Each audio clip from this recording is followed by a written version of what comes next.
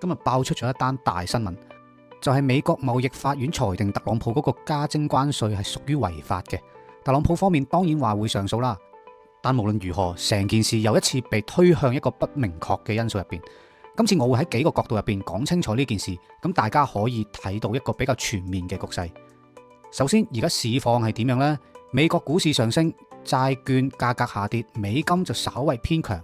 但要留意呢啲變動都係喺美國非交易時段發生嘅。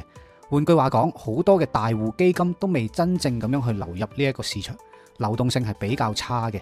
真正嘅方向，我哋都要等今晚美國收市之後先可以睇得清楚少少。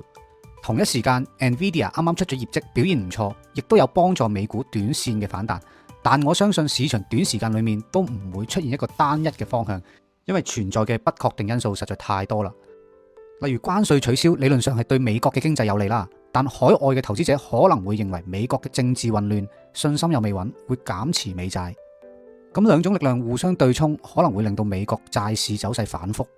而呢一度我想講嘅重點係喺咁多不確定嘅消息底下，圖表形態、技術指標等等嘅分析，可能未必會咁幫到我哋。而家最重要嘅係控制風險，包括控制你嘅倉位嘅大小啦，同埋控制你到底有幾密去出手嘅。